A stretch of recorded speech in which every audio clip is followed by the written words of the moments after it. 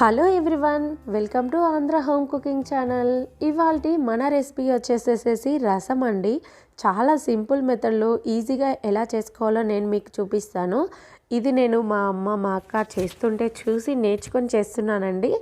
ఇప్పుడు వాటికి కావాల్సిన ఇంగ్రీడియంట్స్ చూద్దాము. కరివేపాకు, వెల్లుల్లి, జీలకర్ర, 2 పచ్చిమిర్చి, ఇంకా ఒక ఆనియన్, కొంచెం లెమన్ సైజ్ అంత చింతపండు తీసుకోవాలి, 2 టమాటోలు.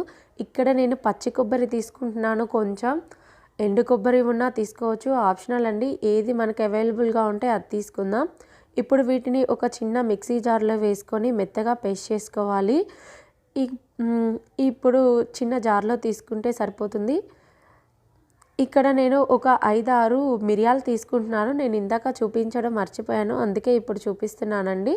అంతేకాదు ఒక చిన్న టేబుల్ స్పూన్ అంత కందిపప్పు, పచ్చెనగపప్పు, కొన్ని పల్లీలు ఇలా కొంచెం లైట్గా వేయించి వేసుకోవాలండి. రసం పొడి అవసరం లేదు, ఇలా వేయించి వేసుకుంటే సరిపోతుంది. మేము రసం పొడి వేసుకుంటాము అనుకునే వాళ్ళు ఇవి వేసుకోకుండా ఉంటే సరిపోతుందండి. ఇప్పుడు వీటిని మెత్తగా గ్రైండ్ చేసుకుందాము. ఈలోపు నేను గ్యాస్ మీద ఆయిల్ వేసి పోపు దినుసులు వేసానండి. తర్వాత ఒక చిన్న ఆనియన్ని కూడా వేస్తున్నాను కట్ చేసి, ఇంకా 2-3 వెల్లుల్లి కూడా వేస్తున్నాను. ఇదిగోండి. ఇప్పుడు ఒక 2-3 ఎండుమిర్చి కూడా వేస్తున్నాను, ఆప్షనల్ ఉంటే వేసుకోవచ్చు.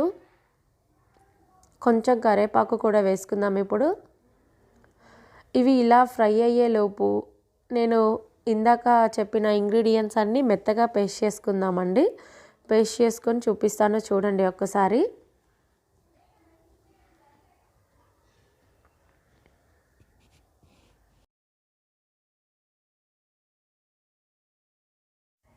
ఇదిగోండి, ఇలా మెత్తగా చేసుకుంటే సరిపోతుంది.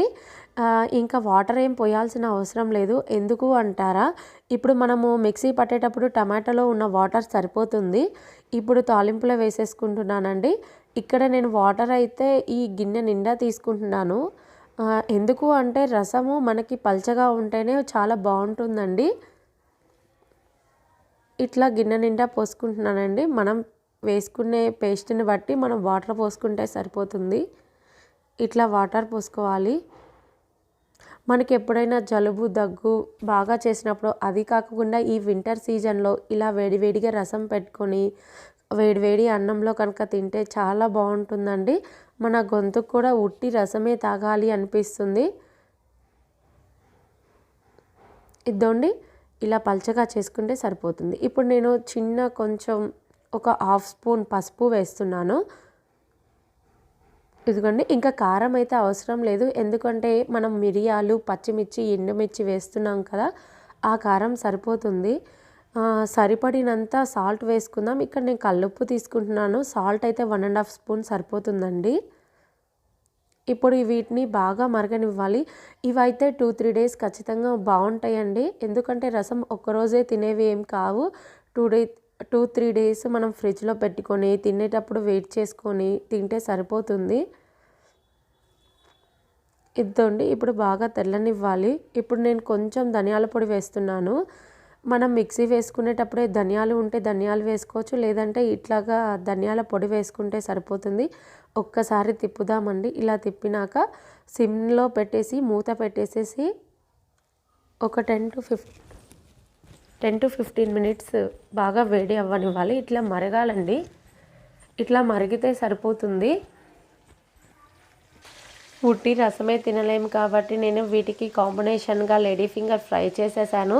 మా బాబుకైతే లేడీ ఫింగర్ ఫ్రై చాలా ఇష్టం. తను ఎక్కువ లంచ్ బాక్సులలో ఇవే ప్రిఫర్ చేస్తాడు. Lady finger, potato, carrot rice ఇట్లాంటివే ప్రిఫర్ చేస్తాను. మనం కూడా బాక్సులలో వాళ్ళు అవే తినగలుగుతారు కాబట్టి అవే తయారు చేస్తాం.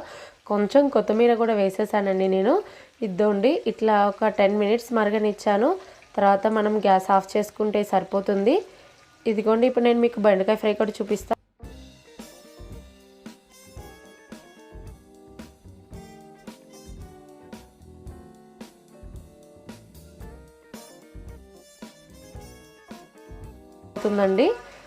ఇదిగోండి, బెండకాయ ఫ్రై ఆల్రెడీ చేసేసాను నేను బెండకాయ ఫ్రై ఎలా చేస్తానో కూడా మీకు ఒకసారి చూపిస్తాను నెక్స్ట్ టైము.